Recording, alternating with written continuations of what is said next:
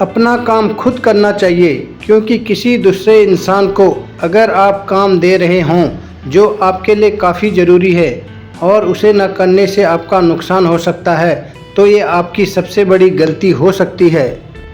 क्योंकि फिर आपके मन में ये डर बना रहेगा कि पता नहीं ये काम वक्त पर पूरा होगा कि नहीं होगा, या फिर ठीक से पूरा किया जाएगा कि नहीं किया जाएगा। इसीलिए कहते हैं कि अपना काम खुद से करो, ताकि आपको अपने काम की फिक्र ना हो और आपका काम वक्त पर और बिना किसी गलती के पूरा हो। तो मैं आज आपको एक ऐसी कहानी सुनाने जा रहा हूँ जिसे सुनने के बाद आपको अपना काम टाइम पर करने की प्रेरणा मिलेगी। एक गांव में एक किसान रहता था जो कि काफ़ी अमीर था। उसके पास बहुत सारे खेत थे। उस किसान ने अपने सारे खेतों में धान के फसल लगाए थे। ठंडी के मौसम में किसान के खेतों में फसलों के बीच एक चिड़िया ने अपना घोंसला बनाया था। उस चिड़िया के 2 बच्चे थे। वो बच्चे अभी तक उड़ने के लायक नहीं थे। उनके पंख अभी इतने मजबूत नहीं थे। चिड़िया दिन भर घूम घूम कर खाना ढूंढ कर लाती और शाम को अपने बच्चों को खिलाती ताकि उनका पेट भर सके। एक दिन दोपहर के वक्त किसान खेत में आ गया और फसलों को देखकर बोला, अब ये सारी फसलें तैयार हो गई हैं और काटने के लायक हो गई है। कल ही मजदूरों को बुलाकर कटवा दूंगा। किसान की ये बात सुनकर चिड़िया के बच्चे बहुत बुरी तरह से डर गए।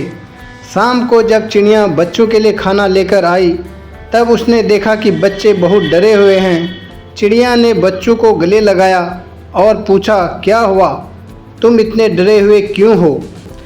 तब बच्चों ने बताया कि आज इस खेत का मालिक आया था और वो इस खेत में घूमते हुए फसल को देख रहा था और कह रहा था कि अब ये फसल तैयार हो गई है, मजदूरों को बुलवाकर कटवा लेना चाहिए।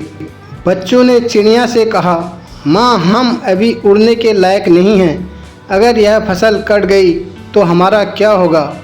चिड़िया ने बच्चों को समझाया, अभी ये फसल नहीं कटेगी।